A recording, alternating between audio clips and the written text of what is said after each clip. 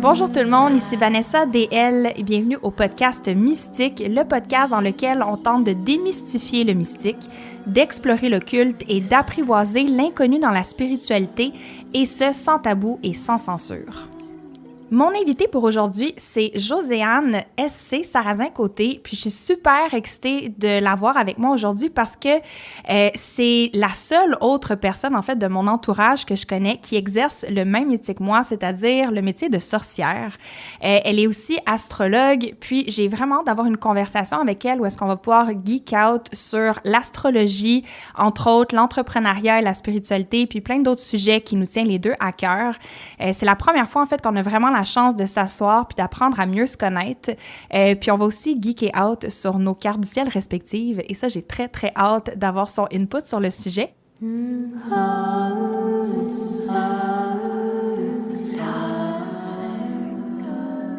D'entrée de jeu, on peut tout le monde lever les bras dans les airs et soupirer de soulagement parce que finalement, Mercure sort officiellement de sa rétrograde. Donc, à partir d'aujourd'hui, Mercure est finalement direct. Je tiens à vous dire, par contre, que c'est pas complètement terminé. Il risque d'avoir encore quelques répercussions dans la semaine. Si vous voulez plus d'informations, mieux comprendre le transit qu'est Mercure rétrograde, je vous suggère d'aller écouter l'épisode précédent, qui était un question-réponse sur Mercure rétrograde en Poisson spécifiquement. Sinon, il y a plein d'autres beaux transits qui nous attendent cette semaine. Donc, par exemple, il y a Vénus, la planète de l'amour, des partenariats, de la beauté et de l'argent, qui entre dans le signe du Taureau. Dans les dernières semaines, Vénus était dans le signe du Bélier, qui n'est pas nécessairement son signe préféré. C'est un signe qui peut amener un petit peu de frustration, un petit peu d'agitation, puis beaucoup d'intensité dans nos interactions avec les autres, dans nos partenariats, etc. Malgré que le côté positif, c'est que ça peut amener du sexe enflammé et agréable. Donc ça, on n'est pas contre. Mais le côté partenariat peut être un petit peu plus difficile. Fait que ça va amener beaucoup de relâchement, beaucoup de soulagement de voir Vénus entrer dans un de ses signes préférés, qui est le signe du Taureau, qui est un signe qu'on associe beaucoup à un mode de vie plus épicurien, à l'importance, en fait, d'expérimenter la vie à travers nos 5 sens. Fait que beaucoup plus de sensualité, en fait, pour les prochaines semaines, ce qui est jamais plate, n'est-ce pas? Et finalement, le dernier transit dont j'aimerais vous parler est la pleine lune qui a lieu aujourd'hui sous le signe de la Vierge, donc le 9 mars. Puis si vous ne l'écoutez pas le 9 mars, l'épisode de podcast, mais sachez que 3 jours avant, 3 jours après, on peut toujours sentir les effets de cette lunaison-là. Donc, vous n'êtes pas passé à côté nécessairement. Puis en fait, ce qui est intéressant, c'est que la pleine lune, c'est un transit qui vient toujours jeter de la lumière sur un aspect de notre vie auquel on a besoin de porter attention. Donc, sous le signe de la Vierge, ça peut être, par exemple, votre routine quotidienne. Ça peut être la manière dont vous prenez soin de vous de jour en jour. On va beaucoup parler de la santé aussi. Donc, tout ce qui est système nerveux, comment est-ce que vous êtes capable d'habiter votre corps, puis de prendre soin de vous, puis de voir comment votre mental essaie de vous parler à travers les réactions du corps. Ça va être super intéressant d'observer ça pour vous dans les prochains jours. Puis ce qui est vraiment le fun aussi, c'est que non seulement c'est une semaine avec des transits quand même importants, mais j'ai l'invité idéal avec qui en discuter cette semaine. Et vous la connaissez très bien. C'est Joséanne SC, Joséanne Sarrazin-Côté, qui est comme moi une sorcière de métier. C'est quand même rare que je dise ça. Donc, on m'en parle souvent de Joséanne. Je pense qu'on est comme dans les deux personnes qui font ça comme métier dans la vie. Puis, bon, ça court pas les rues, n'est-ce pas, des sorcières freelance ou des sorcières de métier. Puis c'est la première fois qu'on a vraiment la chance de s'asseoir, de discuter ensemble, parce qu'il y a certains sujets que j'ai vraiment envie d'aborder avec elle, comme par exemple la sorcellerie et l'entrepreneuriat, mais aussi le féminin sacré. Parce que je vais vous avouer que le féminin sacré, c'est un sujet que je ne sais pas par où prendre parfois. On dirait que par mon souci d'inclusivité, puis où est-ce que j'essaie de respecter en fait la non-binarité ou que je m'intéresse à ces sujets-là, je sais plus trop comment bien concevoir le féminin sacré dans un monde inclusif. Puis, je me suis dit que d'inviter une spécialiste du féminin sacré, ça serait la meilleure manière d'accepter cette énergie-là ou de mieux la comprendre tout en s'éloignant de l'essentialisme, en fait.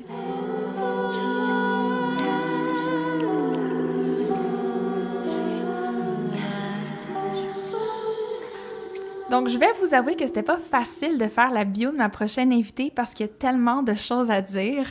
Donc, c'est Joséanne SC, qui est une sorcière de métier, qui est astrologue, maman, hippie, féministe et entrepreneur aussi. Celle qui est derrière Witch, qui est une communauté de sorcières bienveillantes, mais aussi une école de sorcellerie en ligne maintenant.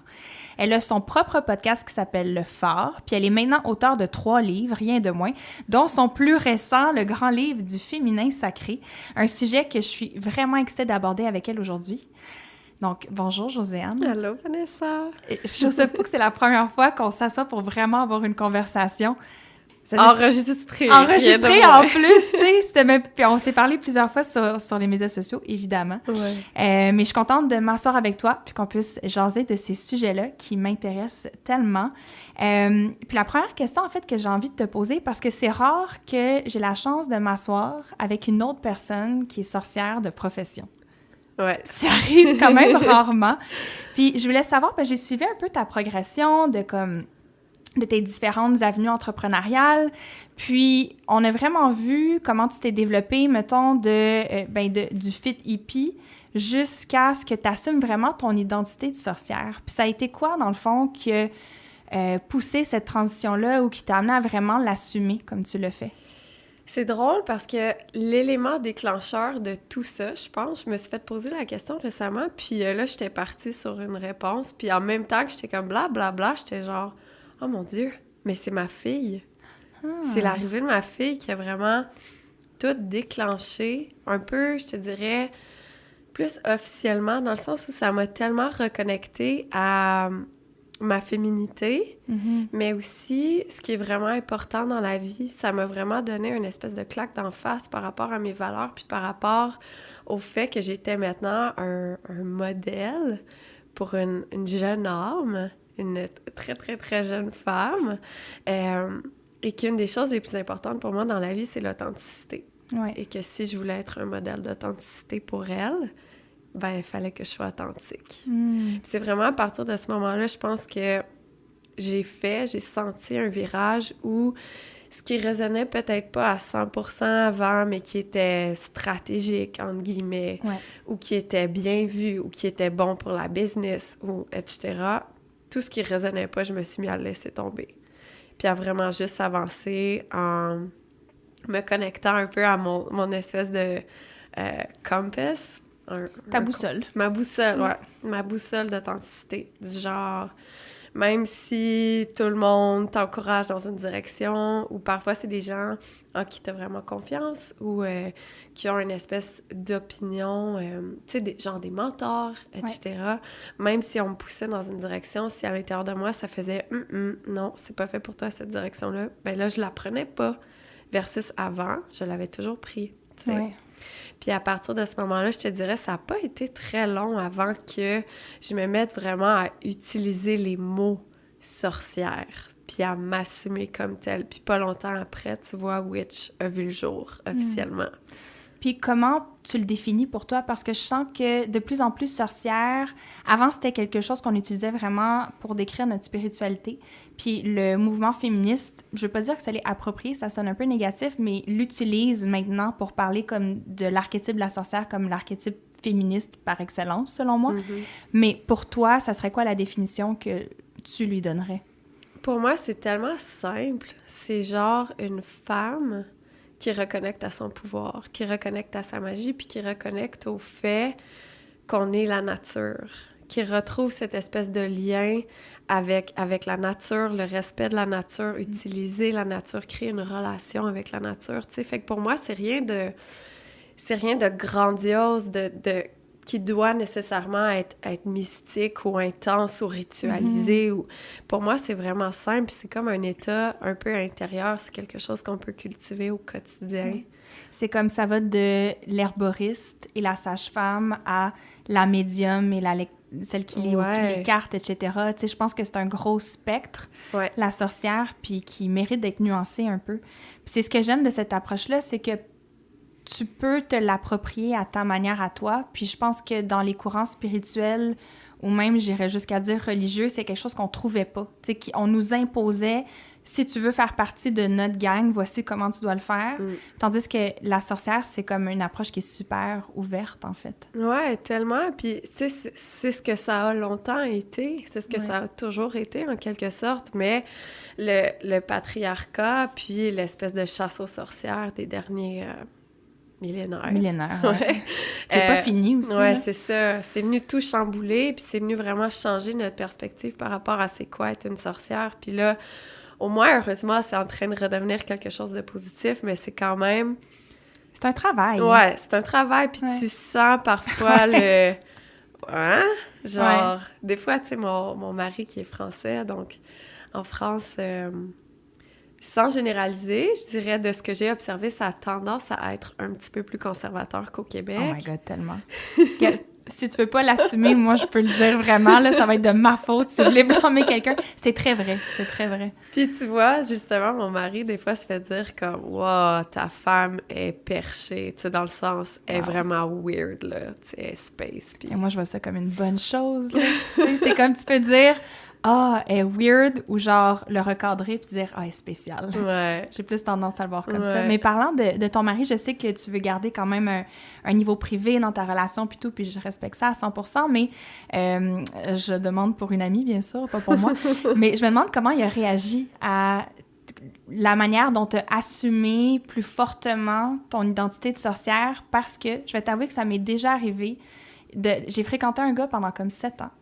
Puis à la fin, ça s'est terminé parce que, bon, lui est plus chrétien. Puis c'est à cause de mes croyances que ça s'est terminé. Fait qu'on dirait que j'ai comme gardé je vais pas dire un traumatisme, ça serait vraiment trop intense de dire ça, mais quand même un petit goût amer, puis une crainte à cause de ça. Fait que rassure-moi, comment ça s'est passé pour toi? Je te rassure, Vanessa. Ça va super bien de mon côté, puis je pense que on est comme vraiment dans le respect de chacun. C'est-à-dire que moi, j'essaie pas de lui imposer ça.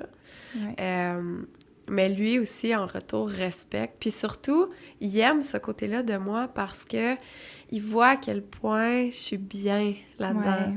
Puis je suis heureuse. Puis c'est comme, quand il rentre ou, tu sais, je lui demande, genre, tu peux-tu aller dans la chambre ou, tu sais, faire autre chose comme j'ai vraiment envie d'une soirée pour moi. Puis qu'il me voit, tu sais, allumer toutes mes petites bougies, puis préparer mes trucs, puis sortir mes cartes. Il est juste tellement comme... Ah, j'aime ça de voir comme ça. Ah, ça, c'est de l'amour, ça. Ouais. C'est ça, l'amour, en fait. Fait qu'il y a pas... il y a pas de problème de ce côté-là, je te dirais. Tu sais, c'est comme... Je pense que, juste comme tu dis, quand il y a de l'amour, ben tu veux le bonheur de l'autre personne, puis même si c'est pas nécessairement quelque chose que lui inclut dans sa pratique, ben ça change rien, tu sais, ça invalide pas ce que c'est. Comme moi, il y a certaines choses qui font pas du tout partie de ma vie. Ça les invalide pas non plus, tu sais. Bien, c'est ça que j'essayais d'y expliquer, en fait, à la personne en question. Parce que j'étais comme, oui, mais tu sais, toi, le matin, tu peux enseigner les versets bibliques, ça me dérange pas. Puis moi, le soir, ben ça sera les versets sataniques, tu sais, au pire. C'est pas vrai, évidemment, je ne voue pas un culte à Satan, mais tu sais, c'était pour dire, toi, t'as droit à tes croyances, j'ai le droit aux miennes, pourquoi on peut pas les laisser cohabiter? Mais ouais. Mais bon, regarde, tant pis pour lui. Au revoir. Autre appel, maintenant. Mais il y a une autre affaire que tu disais que je trouvais intéressant par rapport aux gens, justement, qui peuvent te trouver perché dans ton métier. Est-ce que tu fais face à ce genre de réaction-là, surtout au niveau de l'entrepreneuriat? Dans le sens que, tu sais, quand tu ouvres un compte de banque, mettons, entreprise, oh boy. quand on te demande « Qu'est-ce que tu fais dans la vie? » Puis là, c'est le moment où est-ce que tu es comme « Bon, comment je dis ça? » Ouais. T'as-tu fait affaire à ce genre de résistance, blocage-là, comme vraiment d'un côté, genre, entrepreneurial, business? Je sais pas si c'est vraiment par rapport à ce que je fais, dans le sens où il y a beaucoup de facettes de ma business aussi, puis les facettes très présentes, là, quand on pense vraiment juste à l'entrepreneuriat, ou par exemple, tu sais, ben, je suis auteure, j'organise des événements, je vends des trucs en ligne, tu sais. Fait que ça, c'est comme quand même bien accepté. Je te dirais, c'est surtout le fait que je sois une jeune femme. Ah, ouais. Ouais, ça, tu vois vraiment la résistance, tu sais, je veux dire, ça fait des années que je suis en business. Mon entreprise est, heureusement, actuellement en très bonne santé financière. Ça va super bien. T'es incorporée? Je suis incorporée depuis le début. OK. Ouais. Puis, j'ai toujours pas de carte de crédit d'entreprise. Ah, ouais. Ils me refusent tout le temps. Ben voyons donc, Ouais. toi. Mais pourquoi t'as fait le choix d'incorporer versus t'enregistrer? En fait, parce que avec la portion événementielle, Ah, c'était pour vous protéger, ouais, dans le fond. fallait absolument qu'on se protège dans le sens où si jamais il arrive quelque chose en Ouais. événement, ben... Oui, je comprends tellement. Je pose la question parce que quand j'ai ouvert un compte de banque entreprise, moi, je suis enregistrée, je suis pas incorporée. Puis, il me demande qu'est-ce que tu fais dans la vie. J'ai dit, ben, tu sais, je suis professeure de yoga, entre autres, mais pour de vrai, je suis une sorcière. Tu sais, je fais de l'astrologie, du tarot. Il dit, ça serait préférable qu'on le mentionne pas, ça. Parce que, tu vois, on a refusé à une escorte un jour d'ouvrir un compte de banque. What? Fait que comparer mon métier à celui d'une escorte, puis, tu sais, je suis très pro-travail du sexe, fait que je suis pas abolitionniste du tout, fait que j'ai pas de problème avec ça, mais je trouvais juste ça très particulier que c'est là que son cerveau est allé. Ben ouais, Fait que c'était comme, fais juste dire t'es prof de yoga si on t'appelle, puis j'étais comme, ben voyons donc, toi. Ah, c'est fou, mais tu vois, j'ai été invitée pour un événement en France en mars, qui est une genre de journée de la sorcière, puis ils viennent de se faire canceller leur lieu à 1 mois de l'événement parce que les gens ont dit « Ah, on n'est vraiment pas à l'aise ». Ben voyons donc. Fait que... Il y a encore des murs à briser, je pense, vraiment, hein? C'est fou. Vraiment, vraiment. Puis je pense que ça vient beaucoup aussi de... T'sais, on pourrait en parler longtemps de ça, mais de comment on a démonisé l'archétype de la sorcière ou l'archétype de la femme libre dans son pouvoir, etc. Mais je pense aussi qu'il y a eu beaucoup de contes, mais même de pratiques dans la vraie vie de gens qui ont utilisé le pouvoir magique, si on veut, à de mauvaises fins, à des fins, tu sais, vraiment basées sur l'ego, etc. Puis toi, tu as vraiment tu dis particulièrement que tu es une sorcière bienveillante. Ouais. C'est quoi une sorcière bienveillante? Pour moi, c'est juste premièrement, de surtout pas ignorer la noirceur.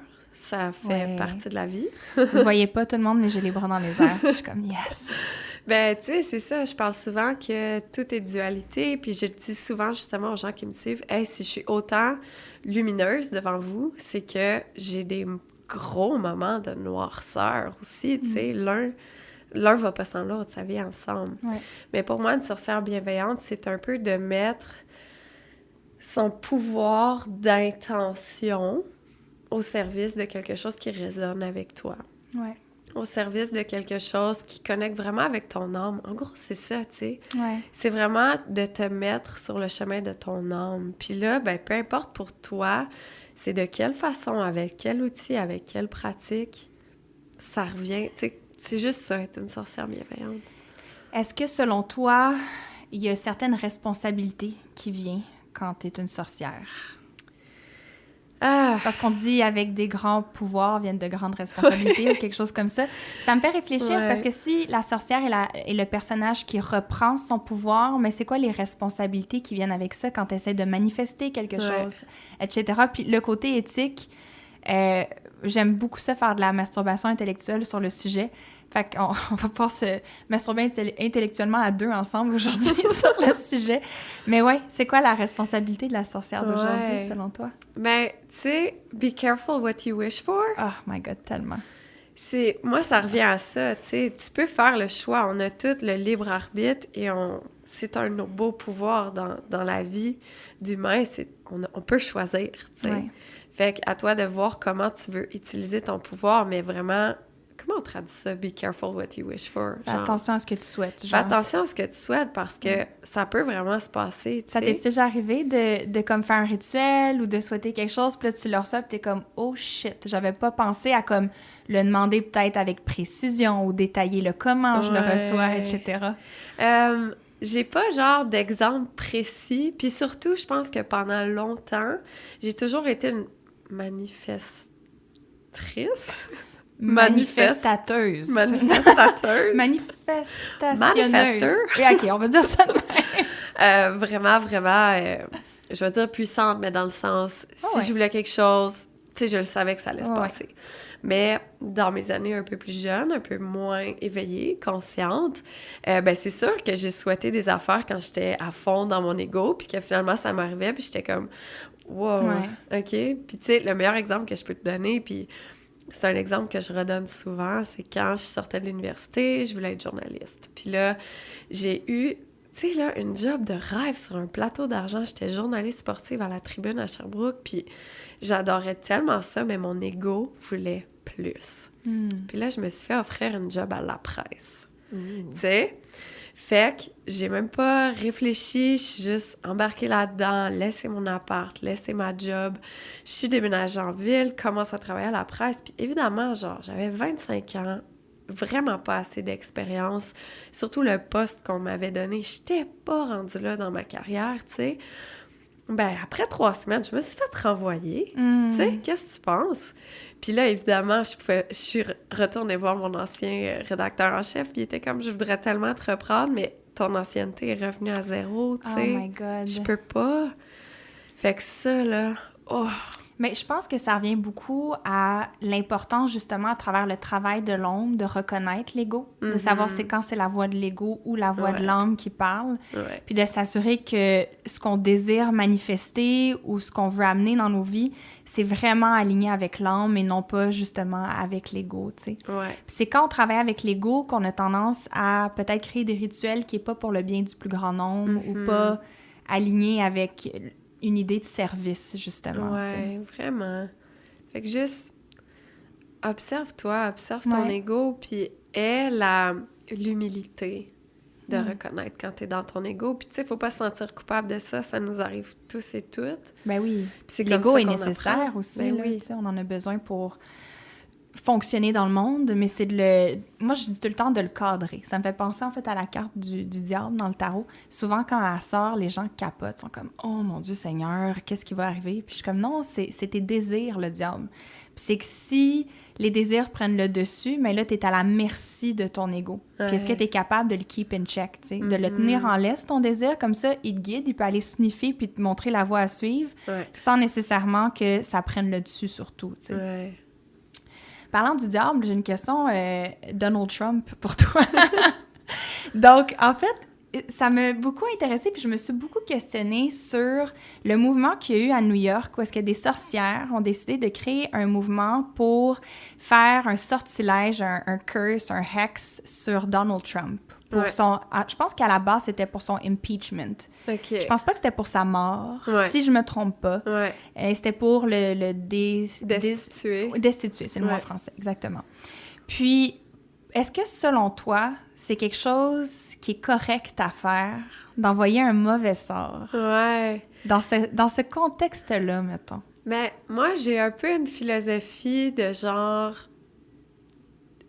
Lui, par exemple, il va clairement causer son propre malheur, tu sais. Comme, je pense vraiment que nos âmes viennent ici pour faire certaines choses, puis malheureusement, dans certaines vies, ben, on n'est vraiment pas des bonnes personnes. Mais c'est comme ainsi qu'on vient évoluer, puis il y a une limite à ce qu'il peut faire, puis tu sais... Des fois, je me tape un peu ses nerfs à penser comme ça, honnêtement, dans le sens où j'ai un peu une philosophie comme... Ben, what's meant to happen, tu sais, qu'est-ce qui doit se passer va se passer. Fait comme, je veux pas intervenir, je vais me concentrer sur ma propre énergie, mes propres intentions, qu'est-ce qui est en mon pouvoir de faire pour améliorer les choses ou mettre ce pouvoir-là, en fait, avec quelque chose qui résonne avec moi. Puis, mettons, jeter un sortilège à Donald Trump, ça ne résonne pas avec moi. Mais ça veut pas dire que ça ne doit pas résonner avec personne. Mais est-ce que tu dis genre, oh mon Dieu, je suis contre les gens qui font ça? T'as-tu cette...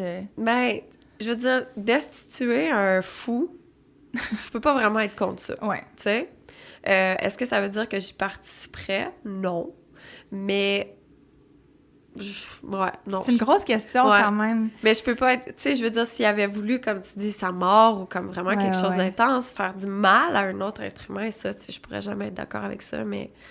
Le destituer, genre, je comprends 100% la démarche. Est-ce que tu crois et tu appliques la règle Wiccan, la loi de 3, là? Que tout acte que tu fais te revient 3 fois ou tout sortilège que tu envoies te revient 3 fois? Je l'applique pas, puis dans le sens, la Wicca, c'est vraiment pas quelque chose qui résonne avec moi. Ah ouais? Ouais, c'est vraiment trop structuré, cadré. Parce que dans le fond, bon, pour expliquer à peut-être des gens qui sont comme, mais de quoi parlent ces personnes en ce moment? La Wiccan, dans le fond, c'est une tradition. On pourrait même appeler ça une religion, je pense, à ce point-ci. Il y a il y a des gens qui s'ostinent sur le sujet. Il y en a qui disent que c'est une religion, d'autres pas. Mais c'est dans la lignée du paganisme. Ça se dit-tu paganisme? Paganism. En anglais, oui. En français, c'est quand t'es païen. Ouais, la religion païenne. Ouais. Les traditions païennes. Ouais. Bref, c'est dans ce courant-là. Puis, c'est très structuré, en effet. Je pense que, premièrement, il faut fêter la roue de l'année, qui sont les différentes fêtes qui sont en lien avec comme le solstice hivernal, l'équinoxe du printemps, fait que beaucoup en lien avec les changements saisonniers puis les changements dans la nature. Sais-tu c'est quoi d'autre que ça prend pour vraiment s'identifier? Je pense que c'est vraiment la base, c'est ça, c'est la tradition à la grande déesse. Oui, mais c'est comme, moi, ce qui me tapait sur les nerfs, puis là, il y a un petit, genre, on pourrait creuser sur comme, mais un problème avec l'autorité, mais... j'aimais pas le fait que c'est comme, faut que tu sois dans une espèce de truc hiérarchique, que, tu sais, il y a des prêtres, prêtresses... Faut que tu te fasses initier, faut que... OK, ouais, tu sais, c'est comme, des fois, je tombais sur des rituels de Wicca, puis j'étais genre, ça te prenait 53 ingrédients qu'il fallait faire dans tel ordre, à telle date de l'année, puis moi, je suis vraiment plus de... tu sais, tune in avec mon énergie au jour le jour, tu sais, fait que si y a un méga rituel que eux disent de faire, là, je dis n'importe quoi, là, mais le 1er novembre, puis que moi, le 1er novembre, je suis comme, je file pas vraiment comme ça, ben je vais m'écouter, tu sais, fait que c'était comme trop rigide pour moi. Je suis pas certaine, je sais pas, en fait, je serais intéressée de creuser, je sais pas si pour s'identifier comme Wiccan, il faut vraiment que tu fasses partie comme de quelque chose d'enregistré, d'institutionnalisé. Je serais curieuse de savoir. Moi, je pense que je m'identifie comme Wiccan à cause de la roue de l'année. Mais moi aussi, j'utilise full la roue de l'année. Ouais. Mais non, tu vois, ça bloque. Ben c'est super correct aussi. C'est peut-être aussi le côté de juste t'identifier à un courant qui bloque pour toi. On dirait que je suis plus du genre à, tu sais, aller piger un petit peu partout, puis... La magie du chaos, est-ce que c'est quelque chose qui résonne en toi? Ça, c'est comme plus le mouvement qui a été, je pense, initié par Aleister Crowley, qui est pas nécessairement une figure que j'honore ou révère de quelconque manière. C'est un personnage assez éclaté, s'il y en a qui veulent le googler à la maison, là. Mais c'est quand même un homme super intéressant qui a poussé la pratique de la magie à un autre niveau. Puis la magie du chaos, c'est comme l'idée que c'est très intuitif, en fait, que tu peux faire n'importe quel rituel avec n'importe quoi qui tombe sur la main, puis qu'il y a vraiment cette essence-là qu'on peut créer un rituel à partir de rien. Ouais. Mais il y a un côté très, je vais pas dire égocentrique à ça, mais c'est comme... tu peux faire n'importe quel rituel, n'importe quoi, en autant que tu causes pas de tort à ton voisin, mais il y a comme vraiment une grande liberté d'action et d'intention aussi, là. Ben, tu vois, je connaissais pas ça. Ah ouais? Donc, oh mon Dieu, tu iras voir, c'est full intéressant. Mais... Moi, j'ai su sur Instagram là, le hashtag Chaos Magic. Okay. Là, j'aime bien ça. Ah, je vais aller suivre ça. Parce que c'est sûr que le fait, comme tu dis, de pouvoir faire un peu ce qu'on veut puis que ce soit très intuitif, ça, c'est clair que ça allume un petit quelque chose en moi, mais il faudrait que je prenne le temps. Tu vas voir, c'est full intéressant. Puis pour avoir déjà participé à des rituels très, très cérémonials, là, genre 4 heures de temps, autour d'un feu l'hiver, à l'extérieur, à la pleine lune, il y a quelque chose de tellement prenant énergétiquement à genre suivre des étapes comme ça. Ouais. Fait que oui, je pense que ma pratique va dans la même veine que la tienne, où est-ce que j'apprécie la liberté, puis l'espace, puis d'honorer mon énergie d'une journée à l'autre aussi. Là. J'aimerais ça qu'on parle de spiritualité et d'entrepreneuriat un peu plus, en fait. Ouais. Parce que je trouve qu'on est le genre de personnes qu'on se fait inviter à un podcast, mettons, puis on va nous parler d'astrologie, des sujets très witchy, qui sont super le fun à aborder aussi, là. Mais je pense que autant de ton côté que du mien, l'entrepreneuriat, c'est aussi vraiment passionnant pour nous deux. Mm-hmm. Puis, je me demande de quelle manière tu as réussi à faire cohabiter les deux, parce que c'est pas évident. J'ai beaucoup travaillé sur mon money mindset. J'ai fait beaucoup de travail avec ma relation à l'argent, accepter l'argent comme un simple outil. Beaucoup travaillé par rapport à Vénus, le fait d'accepter de recevoir, d'être à l'aise de recevoir, de ne pas me sentir coupable de ça. Et ça m'a aidé un peu à faire la paix avec ça, parce que je te dirais, il y a peut-être 1 an ou 2, je commençais à recevoir de la critique par rapport à ça, par rapport au fait d'être spirituel, mais de faire de l'argent. D'être spirituel, mais de vouloir faire de l'argent, tu sais. Puis c'est comme... On a toute une certaine guérison, je pense, à faire par rapport à ça. Absolument. Puis moi, de la manière que je le vois, c'est comme, hey, plus que je fais de l'argent, plus que je peux aider d'autres personnes. T'sais, plus je peux avoir d'employés, plus je peux redonner à ma communauté, plus je peux avoir une liberté de vivre, une liberté financière, plus je peux être là pour ma famille, plus... Tu sais, c'est comme... L'argent, pour moi, c'est comme plus j'en ai, plus je peux redonner, tu sais. Est-ce que tu sens que ces critiques-là venaient plus de Québécois? Parce que je sais qu'au Québec particulièrement, on a comme... C'est très tabou de faire de l'argent. On n'a pas le droit d'être fier de faire des sous, on dirait. Puis, selon moi, il y a comme quelque chose qui vient beaucoup de notre passé avec notre tradition judéo-chrétienne, où est-ce que de faire de l'argent, c'est comme vraiment pas bien vu. Est-ce que tu as senti que ça venait plus de la part des Québécois? Oui, parce qu'au moment où ça se passait, ma communauté française était à ses tout débuts, tu sais. Fait que oui, c'était clairement plus des Québécoises. Est-ce que tu utilises l'astrologie dans ta business? Comme pour, mettons, tes guidelines, ou « Ah, je vais débuter tel projet-là », ou genre « Oh mon Dieu, Jupiter, la planète de l'abondance, rentre dans telle maison, fait que là, je booste telle partie de ma business. » De plus en plus, je te dirais, surtout quand, par exemple, je veux lancer des projets, je vais faire la carte du ciel de toutes les dates que j'ai en tête, tu sais, puis je choisis la date et l'heure pour avoir le bon ascendant, puis tout, la bonne lune. Fait que dans ce style-là, oui, je commence à aussi beaucoup plus respecter les rétrogrades. Ah ouais. Puis de les voir vraiment comme quelque chose d'hyper positif, d'en profiter, en fait, pour comme plonger à fond dans ma créativité puis dans mon énergie très, très intuitive, tu sais, qui est plus passive, je dirais. Non pas genre go, go, go, business mode. Ben, c'est intéressant parce que, tu sais, justement, bon, on peut faire un lien avec le féminin, le masculin sacré à travers ça. Ça peut faire une bonne transition, en fait, parce que je trouve que, par exemple, si on parle de Mercure, okay, Mercure, quand la planète est directe, il y a vraiment cette essence-là de vouloir aller de l'avant, organiser, structurer, puis se mettre en mode genre « get shit done », puis j'avance. Ouais.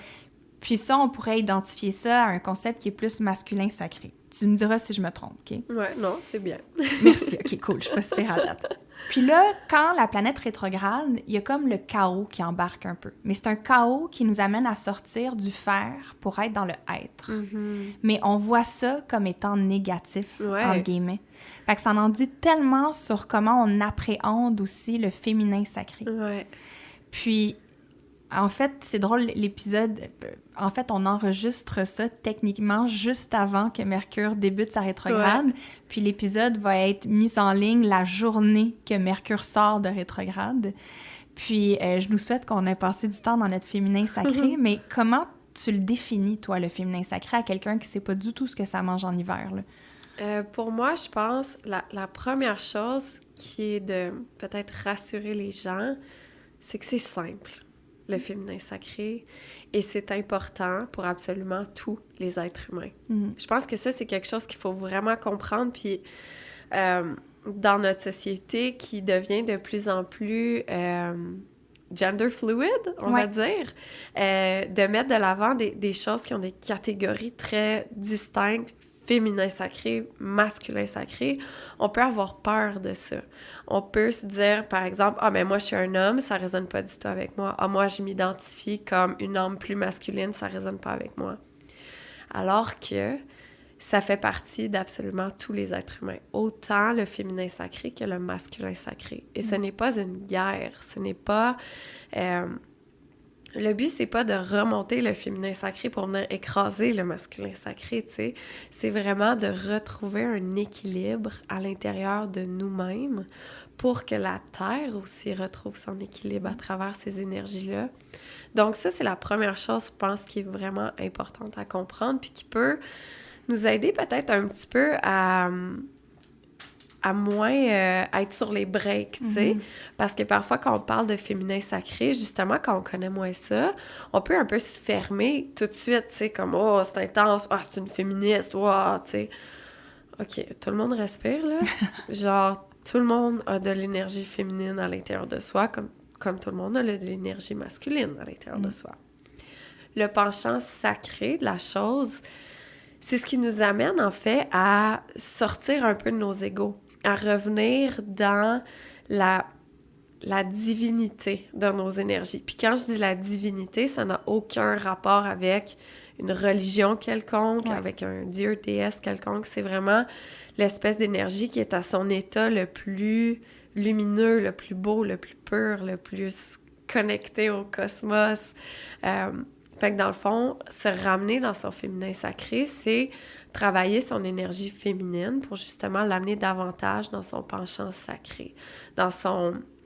Pour moi, sacré, c'est un peu comme en astrologie, quand on va parler des caractéristiques qui sont plus évoluées d'un signe, par exemple. Tu sais, c'est un peu la même chose. Je comprends ce que tu veux dire. Parce que dans le fond, je pense que où est-ce qu'on a de la misère, c'est que quand on dit masculin-féminin, automatiquement, on attache ça au genre. Oui. Puis, c'est beaucoup moins difficile pour quelqu'un qui s'identifie comme femme d'assumer qu'elle a du masculin sacré à l'intérieur d'elle que pour un homme d'assumer son féminin sacré. Là, j'entends déjà, genre, Gérard Ashibugamo faire comme « Ah, moi, je veux pas ça du féminin sacré. » Mais il doit pas nous écouter, lui. Ben non, c'est pour ça que je le nomme, Gérard, que je ne connais pas, Ashibugamo.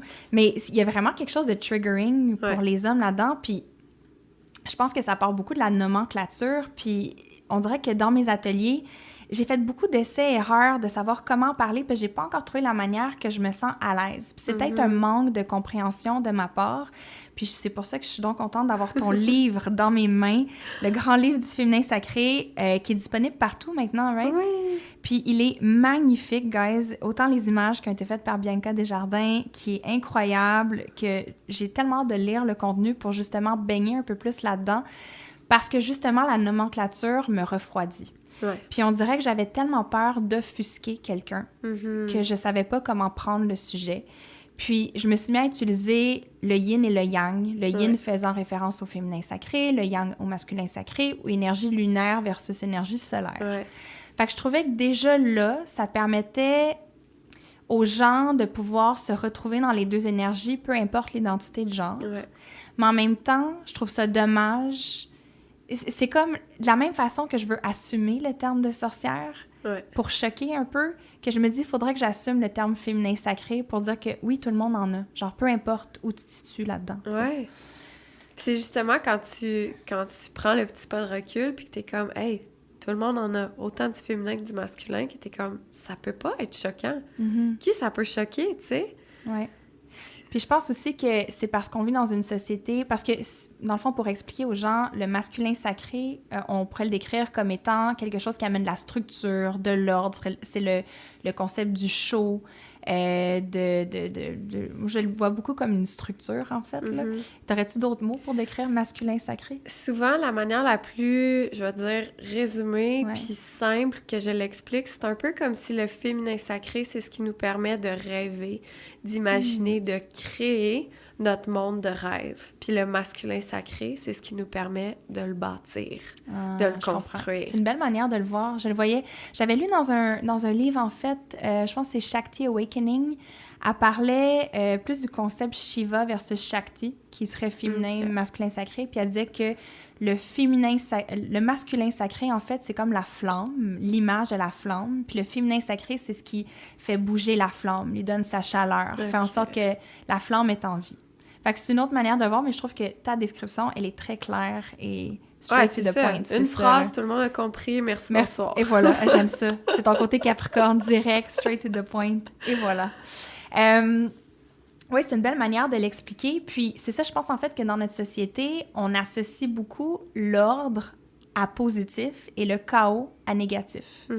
C'est comme si on a de la misère à être dans l'incertitude, dans la confusion, des fois, dans juste le être, en fait, au lieu du faire, tu sais. Tellement.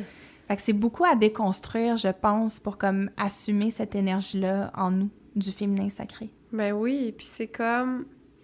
En fait, ce qu'il faut comprendre, c'est que le déséquilibre de ces énergies-là nous fait pas sentir bien, tu Ouais. sais? Fait que c'est sûr qu'au début, c'est inconfortable, puis c'est sûr que dans une société qui est tellement masculine, l'énergie féminine, premièrement, n'est pas célébrée, n'est pas encouragée, puis quand on n'est pas habitué, puis on se met dans cette énergie-là, on est comme, OK, j'ai absolument aucun plaisir en ce moment. Mhm. Pourquoi je pousserais, tu sais? Fait que quand on est capable d'aller un peu au-delà de ça, puis de commencer à recevoir les bienfaits et de voir à quel point ça vient... Ce qui est beau, en fait, c'est que ces deux énergies-là se nourrissent Ouais. l'une et l'autre. Fait que quand on prend soin d'une, puis là, pourquoi on parle autant de féminin sacré, c'est que collectivement, faut vraiment prendre soin de cette énergie-là. Elle a été tellement maltraitée, elle n'est pas bien vue chez les femmes, elle n'est pas bien vue chez les hommes, comme on a vraiment tout le monde du travail à faire là-dessus. Mais plus on va travailler notre féminin sacré, plus ça va faire du bien à notre masculin sacré. Puis plus on va être dans la compassion les uns des autres, moins on va être séparés les uns des autres, mieux la Terre va se porter aussi, tellement. selon moi, là, comme la planète en tant que telle, mais aussi la relation entre tous les êtres humains. Là, je pense qu'on en a beaucoup besoin. Mais je me demandais en fait si tu travaillais aussi ton masculin sacré, mais de par ta réponse, j'ai l'impression que selon toi, à travers le travail de ton féminin sacré, tu travailles aussi ton masculin sacré par la bande? C'est comme si ça le rendait plus sain. Parce que moi, je suis une personne qui a beaucoup d'énergie masculine quand même en elle. J'ai toujours été comme ça. Fait que le féminin sacré, ça vient comme l'adoucir un petit peu. Justement, ça y amène plus de compassion, plus d'empathie versus quand... Ben, les deux penchants de l'énergie ont aussi leur côté négatif. Ben oui, c'est sûr. Tu sais, la masculinité toxique, on n'en veut pas. Arc. Non, on en veut crissement pas. Tanné, plus capable. Fait que, tu sais, c'est comme... sans que je me sois nécessairement rendue dans la masculinité toxique, reste que quand je prenais pas soin de mon féminin, ben mon masculin était beaucoup plus rough, tu sais. Fait que là, travailler mon féminin, ça fait juste tout adoucir, tout apaiser, ça fait du bien. Tu me donnes envie de travailler le mien. Je pense que je vais danser dans mon salon aujourd'hui sur une petite chanson bien soivée. Mis à part ton livre, tu as aussi une formation d'astrologie que tu viens de mettre en ligne. Moi, j'ai envie de savoir, en fait, premièrement, à qui s'adresse cette formation-là? Ça s'adresse, je pense, à tout le monde qui a cette espèce d'appel, d'éveil-là, des étoiles, de genre... Comme moi, j'ai eu, puis j'imagine que toi aussi, t'as eu, tu sais, Je crois pas à ça, l'astrologie. Moi, c'est de la merde. Tu sais, qu'à un moment donné, tu tombes sur quelqu'un qui parle le bon langage pour toi, puis que t'es comme « Oh my God, je veux en savoir plus », tu sais. T'as des fils qui se touchent dans ta tête, t'es comme « Oh mon Dieu, épiphanie, je comprends tout maintenant ». Exactement. Fait que, tu sais, ça s'adresse un peu plus, je te dirais, aux gens qui ont peut-être déjà un intérêt pour ça, mais pas nécessairement aux astrologues professionnels. Tu sais, comme je te dirais pas « Hey, Vanessa, va t'inscrire à ma formation. » Tu sais, ça se peut que t'apprennes des choses dans le sens où on n'a pas nécessairement le même langage, on se concentre pas nécessairement sur les mêmes choses, mais probablement aussi qu'il y aurait beaucoup de contenu que tu serais comme... OK, j'ai déjà vu ça, là. Mais moi, je serais certaine que je ferais ta formation puis j'apprendrais plein de choses parce que je pense que surtout dans le domaine ésotérique, tellement vaste, qu'il faut toujours conserver le beginner's mind. Puis surtout quand j'enseigne le tarot, c'est quelque chose que je dis tout le temps.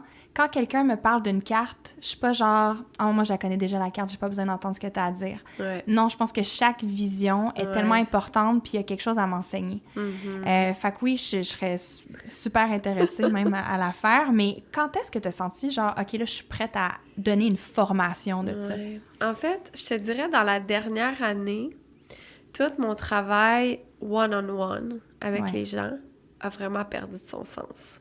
Ah ouais. J'ai eu une période comme ça aussi, je t'avoue. Que pas que c'était pas bon, c'était pas beau, ça aidait pas, mais on dirait plus je connecte à mon âme, plus je me rends compte que je suis ici pour aider beaucoup, beaucoup, beaucoup de personnes. De parler à plus de gens en même temps. Vraiment. Puis, veux pas, quand tu fais du one-on-one, t'aides vraiment une personne, mais juste une. Puis tout ce temps-là, en fait, m'empêchait, en quelque sorte, de travailler sur ce qui est mon espèce de calling véritable, tu sais, puis que justement, quand j'écris des livres, j'enregistre des podcasts, je fais du contenu vidéo, comme, hey, je suis dans une autre zone, là, comme, je deviens vraiment allumée, tu sais.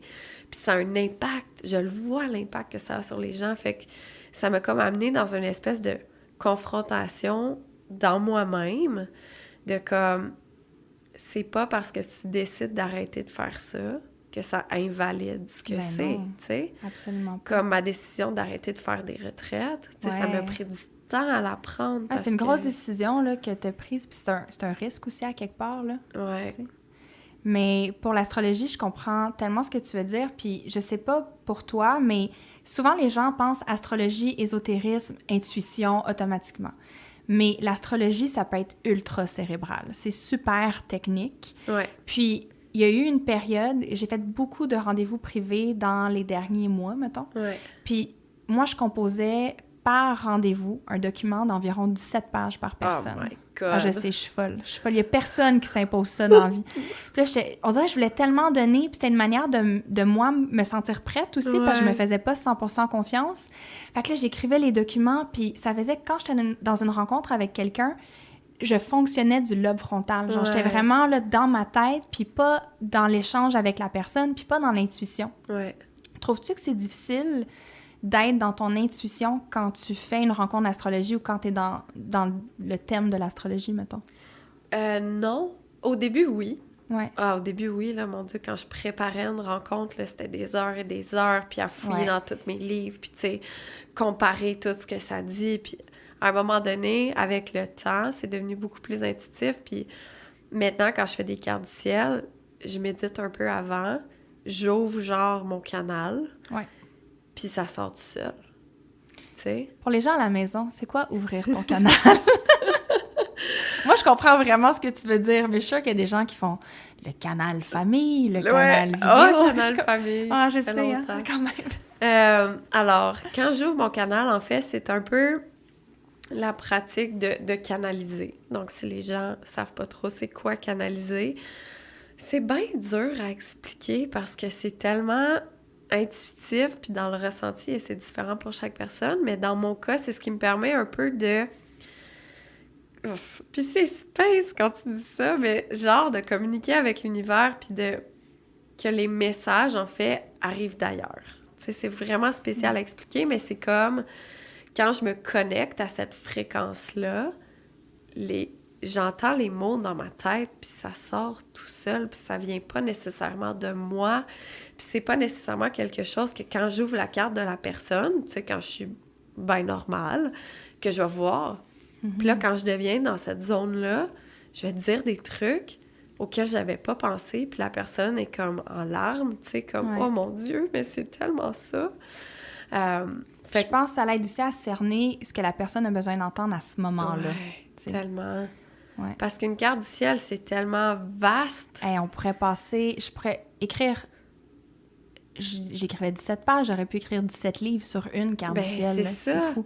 Fait qu'à un moment donné, dans une rencontre d'1 heure, tu peux pas tout couvrir. Ouais. Fait que de me mettre dans cet état d'esprit-là, ça m'a vraiment aussi beaucoup aidé et apaisé à faire la paix avec genre, hey, je fais confiance, là, ce qui a besoin de sortir pour cette personne-là à ce moment précis, justement, c'est ça qui va sortir. Versus d'être dans mes livres, puis dans mon protocole, puis que je puisse passer à côté de quelque chose. Ouais, je comprends. Je pense que j'ai eu le même tournant dans les dernières semaines. En fait, j'arrête de faire les documents écrits. Je n'en fais plus. Donc, déjà ça, bravo! Je sais. C'est tellement un gros soulagement. Puis, tu sais, j'ai une liste d'attente, puis j'écris à toute ma liste d'attente pour dire, regardez, gars, je le ferai plus, ça. Puis tout le monde était tellement compréhensif. Mais oui. Fait que ça m'a vraiment soulagée, en fait, de tout ça. Côté astrologie, je serais curieuse de savoir c'est qui tes enseignants ou tes inspirations, mettons, tes mentors ou les gens qui guident ta pratique? Moi, j'ai été formée par Deborah Silverman. OK, ouais. Donc, j'ai fait tous mes niveaux avec elle. Ensuite de ça, oh my God, il y a plein d'astrologues que j'aime suivre, j'aime écouter, j'aime entendre un peu leur façon de voir les choses. Là, je suis dans une autre formation avec Racaël Webb. OK, je la connais pas. Qui, elle, est très Elle est très space, là, aussi. Tu sais, genre qu'elle connecte aux fréquences des planètes, puis elle channel un peu les enseignements des archétypes des énergies des planètes. Fait que là, je suis en train de faire ça avec elle. Sinon, j'aime bien Chennai Nicholas. Oui, je l'aime beaucoup, moi, avec. Elle est très cool.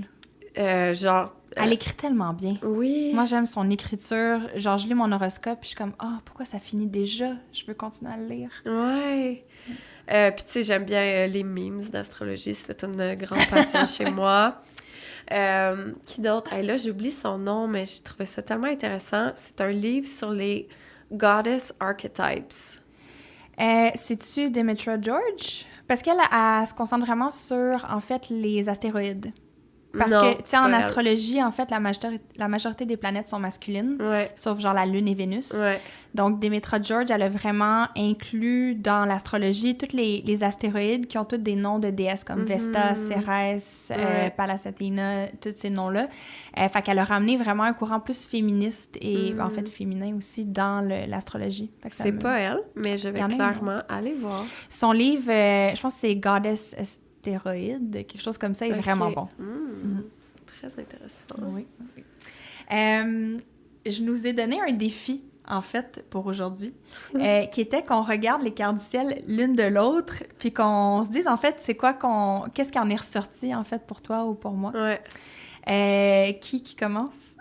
Je sais tu veux-tu commencer? Okay, je vais commencer. Là, je l'ai pas devant moi, fait que c'est vraiment de mémoire, puis... Trouves-tu ton channel en ce moment? Faudrait. Faudrait, mais là, ça prend quand même un petit... C'est correct, il n'y a pas de trouble. Donc, en fait, la première chose que j'ai vue, c'est que t'as un Yod. Un Finger of God. Ouais. Ouais. C'est ton Mars, je pense. Qui est le Apex. En fait, un Finger of God, c'est... veux-tu l'expliquer, dans le fond? Vu que tu commençais. Parce que nous, on sait c'est quoi, mais là, le monde à la maison sont comme, mais de quoi qu'ils parlent? C'est clair. Moi, de la manière que je l'ai appris, c'est un peu comme un cadeau. Vraiment un gros, gros, gros cadeau que tu reçois dans une carte. C'est quand même quelque chose de très rare. Ouais. Mais il faut faire le choix aussi de l'activer, en quelque sorte, tu sais. Fait que c'est comme... Ma prof, elle expliquait comme si c'était un doigt qui pointait, genre, « Hey, ta magie... » est là. T'as pas le choix, Ouais. Fait que dans ton cas, c'était ton Mars qui est en Gémeaux dans la 9e maison. Exactement. C'est ça? Ouais. Fait que la manière que je le voyais, c'était comme, clairement, t'es ici pour verbaliser, communiquer ton wisdom, ta sagesse, puis la 9e maison amène un côté très... très philosophe, très... En fait, ça fait un beau combo. C'est une opposition à la base, mais l'opposition Sagittaire-Gémeaux, pour moi, c'est pas tant une opposition, tu sais. Ouais, c'est comme une complémentarité plus qu'une opposition. Ils se rejoignent tellement, puis je trouve que ça t'amène deux beaux côtés dans le sens où le Sagittaire t'amène un côté où il faut que tu vives ce que tu viens enseigner, tu sais. Tellement vrai. Il faut absolument que tu l'incarnes, que tu l'expérimentes. Puis, tu sais, des fois, ça peut être rough, ça peut être moins le fun. Parce que le côté Gémeaux, si tu étais juste là-dedans, ben ça serait dans l'apprentissage, les livres, dans ton mental, ton intellectuel, tout le temps faire plus de cours, de ci, de ça. Mais le côté Sagittaire, c'est comme, lâche tes livres, fille, là, va donc le vivre, tu sais. Ouais. C'est drôle parce qu'il y a une voyante qui me dit la même chose quand j'étais plus jeune. Puis c'est tellement quelque chose que j'ai tendance à faire, de me cacher dans mes livres. Puis je repensais à cette phrase-là qu'elle me dit il y a des années, cette semaine. Ah ouais. Fait que je trouve ça très drôle que tu m'en répètes encore en ce moment. C'est très, très drôle, ça. Puis paraît-il que les Finger of God, ou les gens qui ont cette configuration-là dans leur carte du ciel, sont attirés par d'autres personnes qui ont des Finger of God. T'en as un aussi, si je me trompe pas. Ouais, mais il est comme flou un peu. Ouais, il est comme un peu incertain, en fait. J'avais ta carte du ciel, puis là, soudainement, lave-la.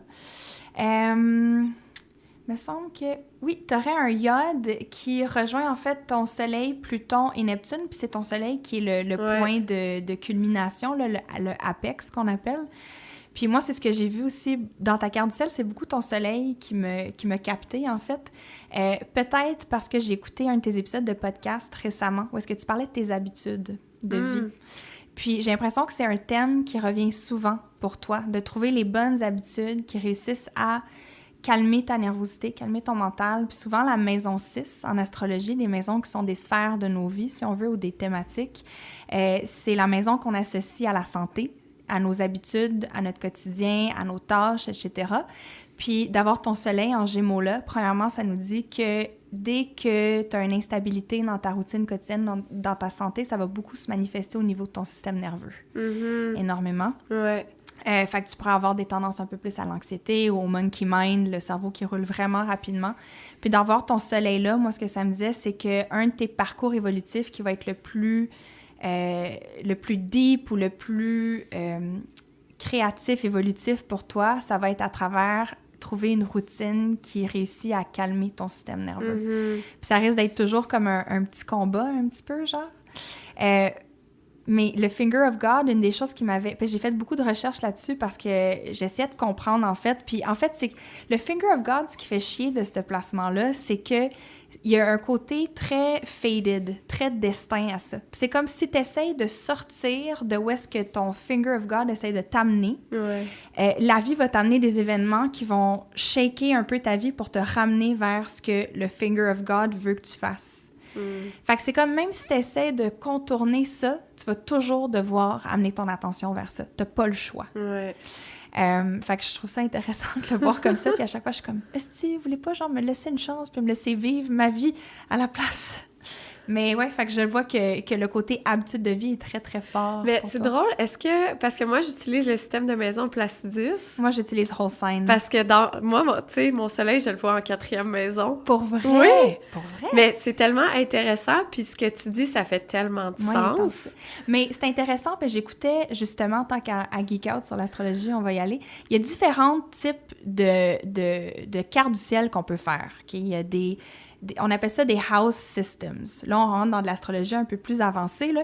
Mais il y a différentes... C'est comme de dire, bon, on fait de la danse, moi puis Josiane, ben peut-être que Josiane, elle danse la salsa, moi, je danse le tango. Puis les deux, on danse, mais on a une approche différente un peu, ou un style différent. Puis, des fois, dans un type d'astrologie, nos placements vont être différents que dans un autre. Donc, un n'est pas nécessairement faux. En fait, tout est vrai, là, c'est pas faux ou vrai. Mais c'est dire qu'il y a certains moments dans notre vie où est-ce qu'on va connecter à un plus qu'à l'autre. Puis parfois, c'est comme si peut-être que je te dis ça aujourd'hui parce que c'est ce que tu avais besoin d'entendre. Tu avais besoin d'entendre parler de tes habitudes. C'est drôle parce que les deux font du sens aussi, tu sais. Mais c'est comme dans Placidus, ma lune est en maison 9, puis dans Whole Sign est en maison 10. OK. Fait que autant que ça fait du sens que ma lune, qui est ma nature émotive, qui est mon sentiment de sécurité, d'appartenance aussi, je vais le trouver beaucoup dans ma carrière puis dans les communautés qui vont me suivre à travers ma carrière, mais que ça fait autant de sens qu'il soit dans la maison 9, qui est la maison justement de la philosophie, de la spiritualité, des voyages, etc. Ouais. Puis les deux sont très associés, ma carrière et ma spiritualité, tu sais. Comme pour toi, tes habitudes de vie sont très connectées à ta maison, puis comment tu te grounds à l'intérieur de toi, dans tes émotions profondes, qui sont des thèmes de la maison 4. Ouais. Ah, mon Dieu, que j'aime ça, geek out sur ces sujets-là. Je pourrais rester là longtemps, Seigneur. Et puis là, on est bonne, hein, parce qu'on s'est juste dit une affaire sur nos cartes du ciel, mais comme... Oui, il y avait plein d'affaires à dire. 8 épisodes juste avec ça. Ben, même, je te dirais qu'une autre affaire qui est beaucoup ressortie pour moi, c'est ton ascendant Capricorne, qui, pour moi, en fait, est l'importance chez toi de rester intègre à ce que tu fais. C'est très drôle, parce que moi aussi, quand j'ai regardé ta carte, j'étais comme « Ah, elle a plein de Capricorne. Ah ben oui, c'est pour ça que... » Pour toi aussi, c'est quelque chose qui est très important. Full important, ouais. Fait que... Mais toi, ça paraît beaucoup dans comment tu t'affiches. Tu sais, il y a comme ce désir-là de rendre ça très comme public, ton intégrité, puis je le sens que, bon, ta visibilité est beaucoup plus grande que la mienne, fait que dès que... Je veux même pas appeler ça un faux pas, là. Selon moi, le fait que tu prends l'avion n'est pas du tout un faux pas, là. C'est juste comme... Prends l'avion si ça te tente, Josiane, pour vrai, là. Mais que dès que les gens vont faire comme « Ah, mais c'est un manque d'intégrité, t'es minimaliste, mais tu prends l'avion, oh, mon Dieu, quel manque d'intégrité », que c'est comme un devoir pour toi de ramener ça, puis de... Je veux pas dire te justifier, mais d'expliquer, en fait. Ouais. Tandis que moi, je serais comme « Oh my God, gars, je perds même pas mon souffle à vous expliquer pourquoi je fais ça, parce que, point. » Fait que je trouve ça... En fait, moi, c'est quelque chose que j'apprécie beaucoup chez les gens, c'est l'intégrité. Donc, je te salue pour ça. Ah, ben, merci. Dernière question que j'ai pour toi. Par rapport à cette pleine lune, en fait, c'est pas... On va vous l'avouer, guys, là, c'est pas aujourd'hui parce qu'on l'enregistre pas le 9 mars, évidemment, mais la journée que vous l'entendez, c'est le 9 mars et c'est une pleine lune en Vierge. Comment tu crois que tu vas célébrer cette pleine lune-là?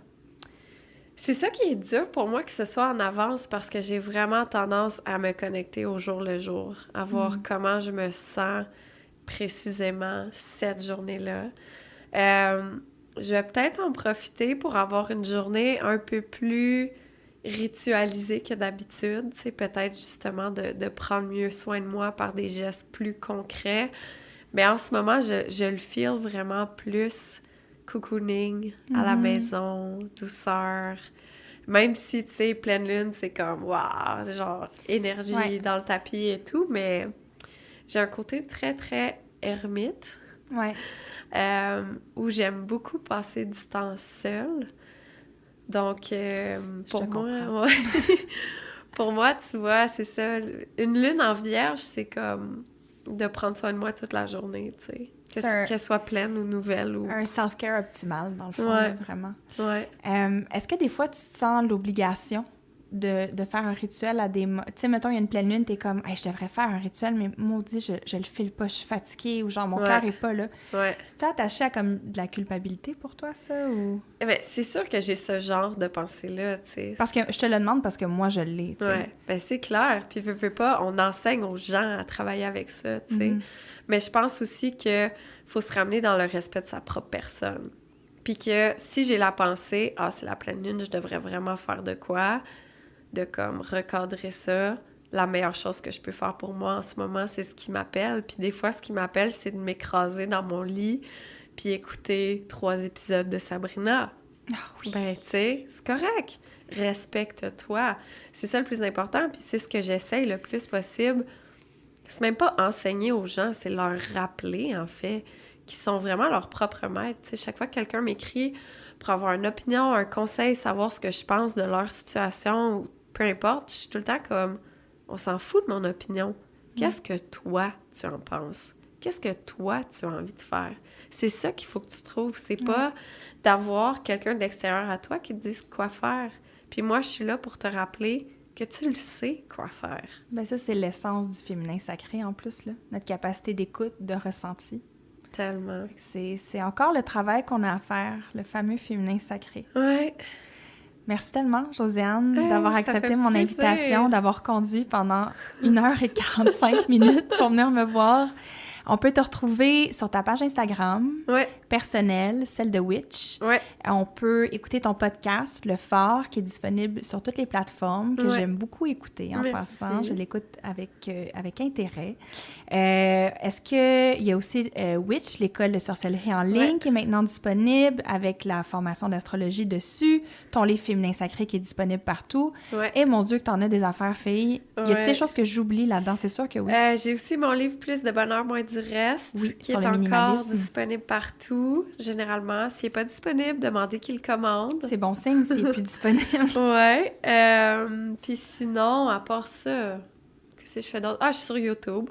Oui, c'est vrai. Ouais, sur YouTube, en mon nom personnel, Josiane Essé, et on a également lancé une chaîne Witch.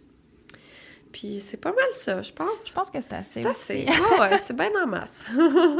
Merci beaucoup pour ta visite, puis je te souhaite une super belle année 2020. Merci à toi aussi.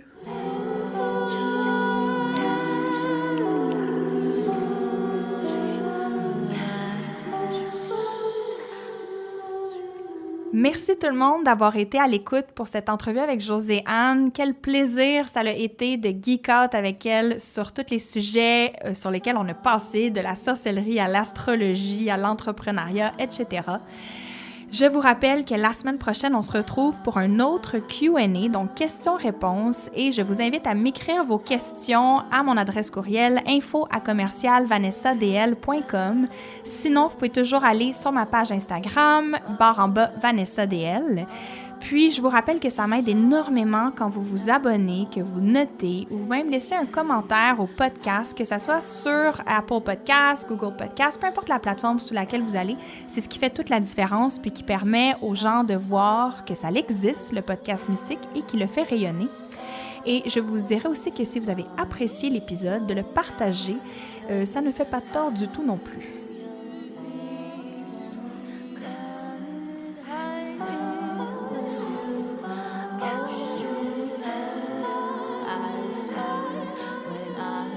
Ici Vanessa DL et je vous dis ainsi soit-il. Une production Roméo.